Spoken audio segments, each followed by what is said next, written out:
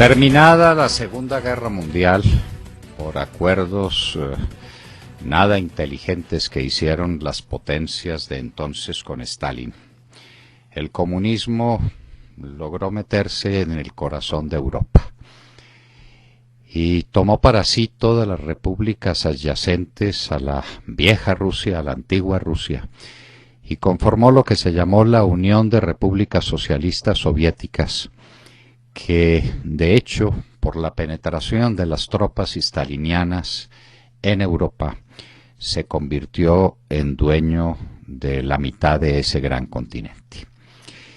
De ahí en adelante vino una política que en principio se orientaba a afianzar los dominios de Rusia sobre el Asia, teniendo como contrapartida y después como aliado a la China. Y después se dio el gran salto que le permitió penetrar en América gracias al imprevisto e imprevisible apoyo de unos aventureros que zarparon en el buque Granma hacia las costas de La Habana, que se introdujeron en la Sierra Maestra y que después, con el increíble apoyo de la política internacional de los Estados Unidos, se tomó a Cuba. Cuando menos lo pensaron los Estados Unidos, Cuba también estaba en manos del comunismo. Con el apoyo de Cuba, Rusia dio otro salto, ya no sobre el Asia, que es su continente vecino, sino sobre el África.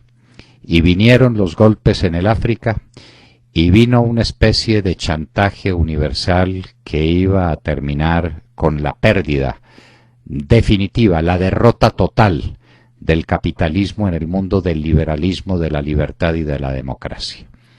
Uno de los más grandes escritores políticos del siglo XX, Jean-François Revel, alcanzó a escribir un libro premonitorio, ¿Cómo terminan las democracias? Era el saludo a un socialismo victorioso que ya no tendría rival. Los Estados Unidos estaban en manos de un hombre débil, de un hombre incompetente que era Jimmy Carter. La suerte estaba echada, Europa se rendía, Europa no quería combatir, y Europa estaba ya lista para recibir los tanques soviéticos que seguirían a los tanques que penetraron en su momento en Hungría, los que hicieron lo que hicieron en la famosa primavera de Checoslovaquia y que caerían fatalmente sobre Europa. En eso estaba el mundo cuando aparecieron en el horizonte dos personajes centrales también de la vida del siglo XX, Ronald Reagan y Margaret Thatcher. Ellos definieron unas políticas liberales. Alguien dijo que Ronald Reagan no tenía muchas ideas para recibir una réplica mortal a esa observación. No tiene muchas, pero las pocas que tiene las tiene muy claras y es muy fuerte en ellas. El mundo cambió. La democracia se afianzó. La señora Thatcher, llevando su gran batalla al interior de la Gran Bretaña, logró consolidar un proyecto liberal que sucediera a un proyecto socialista que de la mano del laboralismo inglés estaba acabando con lo que quedaba de libertad en la Gran Bretaña, haciendo verdad aquel libro famoso de Hayek sobre la ruina final del liberalismo en Europa, El camino de servidumbre, uno de los libros capitales que también se escribieron en el siglo XX. Ronald Reagan, por su parte, le hizo un desafío a la Unión Soviética con su Guerra de las Estrellas, y los Estados Unidos volvieron a ser orgullosamente la primera potencia mundial. Rusia tuvo que dar marcha atrás en muchas de sus aventuras. El desastre de Afganistán la humilló, la puso contra la pared, y después el sucesor de Ronald Reagan, George Bush padre, en la tormenta del desierto, demostró quién mandaba en el mundo.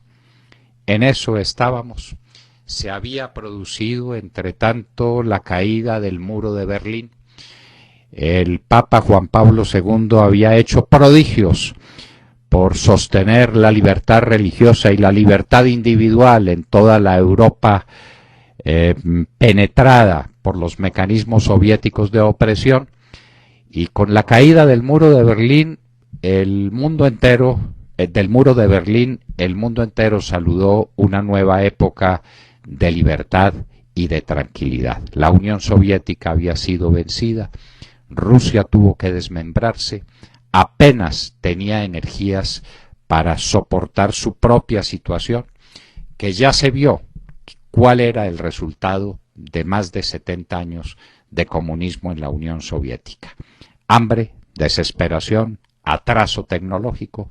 No era fuerte sino en la lucha en el espacio y con algún armamento que resultó ser muy distante del armamento que desplegaron los Estados Unidos en la tormenta del desierto en su lucha contra Saddam Hussein después de haber penetrado en Kuwait.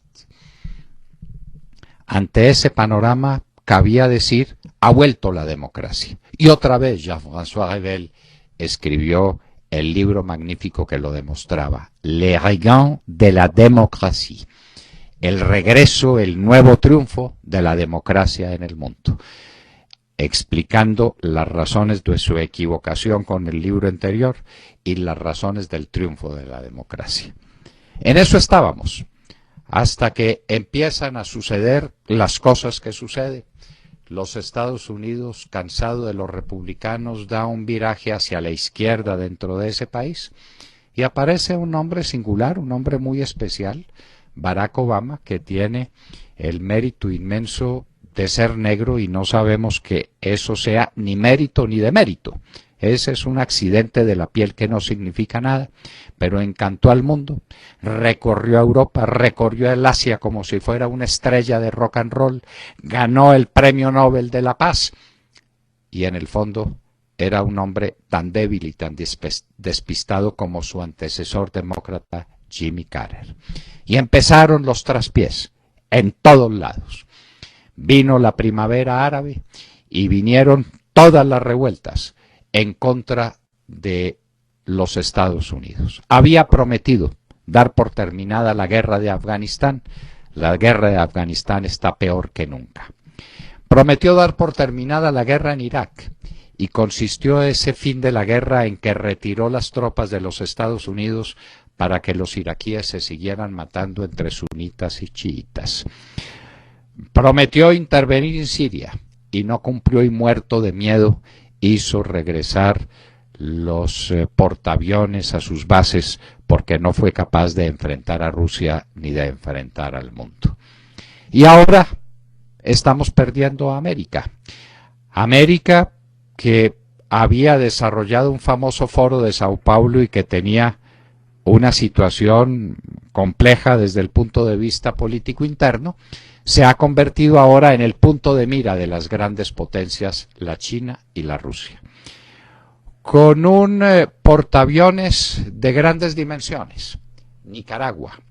Con un segundo más complejo y más difícil, Venezuela, y con otro, Cuba, que por desgracia para la Unión Soviética son países totalmente arruinados. Nicaragua, por su tamaño, es un país que se puede mantener, lo sostiene, lo utiliza contra Colombia, le quita mares territoriales a Colombia, viene con su proyecto del canal interoceánico que desarrollarán supuestamente los chinos y traen naves de guerra como Pedro por su casa a las costas de Nicaragua, a las costas de Venezuela, y no contento con ello, ya trae sus bombarderos. Todo está previsto, todo está calculado, vamos para allá. Y desde el punto de vista geopolítico, somos la gran presa de este proceso de destrucción de la libertad en nombre del advenimiento del totalitarismo chino, que ha tenido la inteligencia de manejar un libre comercio, una libertad individual económica y un libre comercio que le ha permitido un desarrollo colosal en su economía, y el totalitarismo ruso con su nomenclatura convertida ahora en los potentados del petróleo, que tienen equipos de fútbol y que tienen un poder inmenso en el manejo de las relaciones económicas en toda Europa. Esa es la situación. Y somos el punto de mira. Somos la nación geopolíticamente más deseable para esta nueva alianza de las potencias lejanas, para esclavizarnos, para dar por terminada nuestra tradición liberal, para someternos al yugo de estas potencias extranjeras. Ya no tenemos, por desgracia, la alianza posible con los Estados Unidos mientras Barack Obama sea el presidente de esa inmensa nación. Pero algo habrá de suceder. Y Colombia tiene que dar la respuesta. Colombia no puede permanecer impasible ante lo que está ocurriendo en su entorno. Las relaciones entre las FARC y Nicaragua han quedado visibles para ustedes, queridos oyentes de la Hora de la Verdad. Nicaragua es el punto de partida para una gran aventura sobre el Mar Caribe y para la toma de posiciones de Rusia y de China en las vecindades de los Estados Unidos. Y nosotros somos la presa mayor. Nosotros somos el objetivo central. Nosotros somos el punto de mira de estas grandes potencias. No le sirve Venezuela, no le sirve Cuba, no le sirve Nicaragua, sino como punto de partida para caer sobre Colombia. El país tiene la palabra. Estas estrategias del presidente Santos nos están conduciendo al desastre. Está armando el enemigo, porque las FARC son el enlace con Nicaragua, el enlace preciso con Nicaragua para abrirle espacio a Rusia y a la China. Colombia tiene que dar un paso adelante, comprender su destino y votar por su futuro. Es el momento de las grandes decisiones. Acaban de escuchar el editorial del doctor Fernando Londoño en La Hora de la Verdad en Radio Red a las 7 de la mañana, 19 minutos.